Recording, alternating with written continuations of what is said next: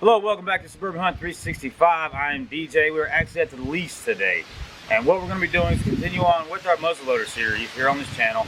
And today we're going to be doing the ELD-Xs with the Blackhorn 209. We are just about 2 weeks away from our muzzleloader opener here in Tennessee.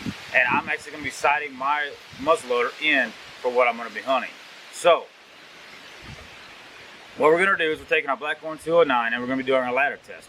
So we're going to be doing 56 grains, 70 grains, and then 86 grains, and we're going to kind of see where they land. Once we figure out where it lands, we're going to see, okay, let's see how tight we can make these groups. And I promise you guys, by this video, you're going to like what you see. So,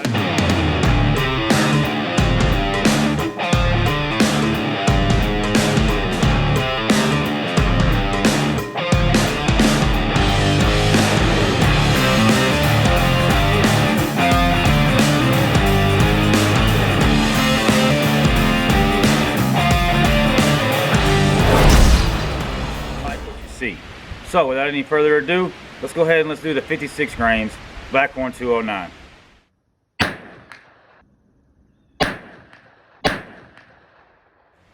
Alright guys, what you see there, that is actually a 2-inch group.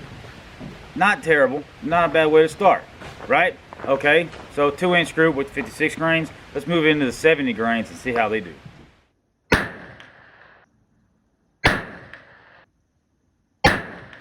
All right, now that one came in at 1 3/8 of an inch. So we got a little bit tighter on that. So going up seems to be helping.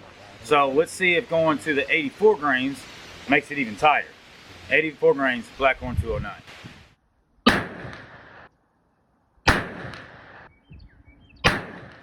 Okay, so that group actually came in at 1 3/4 of an inch. So a little bit bigger than the 1 3/8. So, you know, not too bad. So what I'm assuming is somewhere between our 70 and our 84 is going to be our sweet spot. Well, you guys have heard me talk about I love muzzleloading, the YouTube channel before, and he likes the 80 grains. So let's go ahead and let's give 80 grains of Blackhorn 209 a shot and see what our group looks like.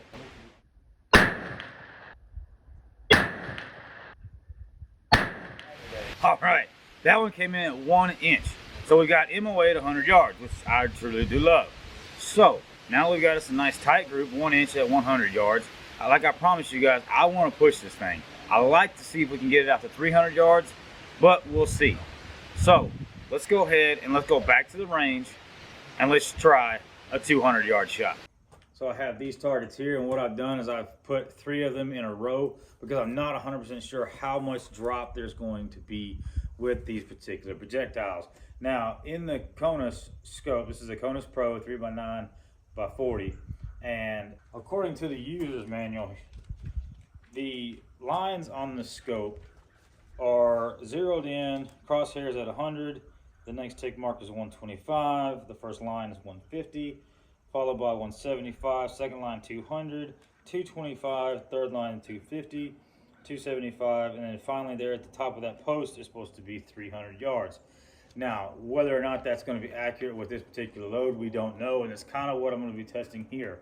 So we are at 200 yards, so when I sight this down range, I'm going to be looking at the second line, the actual long line, which is going to be the 200 yard marker according to the user's manual. We're going to see if or how close it actually is.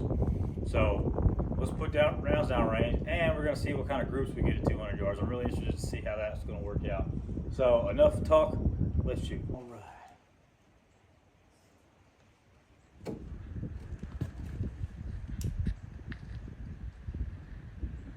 Aiming at the top circle with the second line, which would be the crosshair first line and then second line.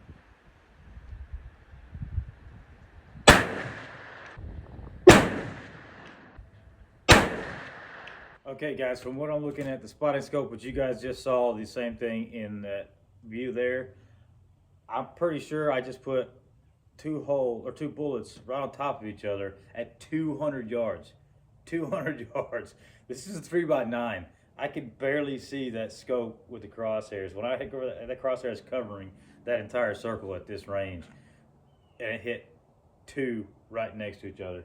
That is fantastic. Now, as far as the drop goes, actually, let's go ahead and let's look down range here. So if we put this crosshairs right there. Oh, that's beautiful. So what we're actually doing, instead of the 200-yard marker being that second line, it's actually going to be the 225-yard marker. Is where this is actually going to be landing at 200 yards, and that's fine because these are just a general letting you know where. I mean, BDCs are just that. You figure out what your dope likes, and then you go from there. We're going to be using that 225 tick mark for 200 yards now, and then it's shooting to the left, so we got to kind of pay attention to that. And go figure, we're at the gun range. Check this out real quick, guys. Let me turn this around here. Go figure, right? Not a care in the world. There's my range. There's 4 of them just sitting here. Now, I can't shoot them, and they are safe because we're out of season, even if I could. But, go figure, right? All right, guys, so as you can see by this right here, that ended up being a 2 1/4 inch group. That's almost MOA at 200 yards. We went from most of the pellets not even giving us close to MOA. And now here we are, the Blackhorn 209, 80 grains, coupled with the Hornady ELD-X at 340 grains, getting just barely over MOA at 200 yards. 2 1/4 inch group at 200 yards. That I definitely would feel comfortable shooting at a deer with at 200 yards. Now, because we're at the range and we're only shooting at paper, I'm pushing my luck. I'm gonna set up another round of 80 grains, and we're gonna see how this works at 300 yards.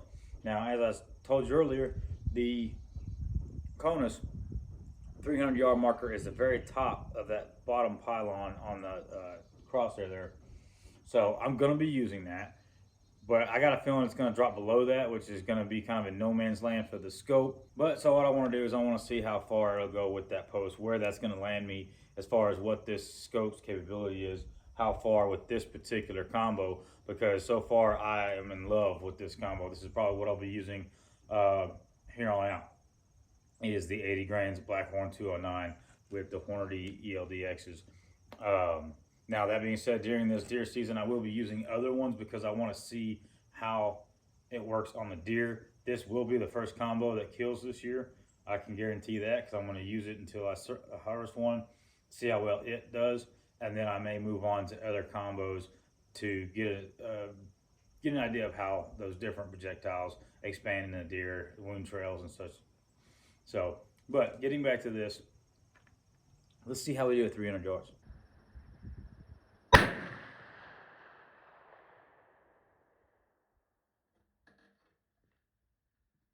All right, guys, judging by how low that was, now just so you know, I was using the very top of that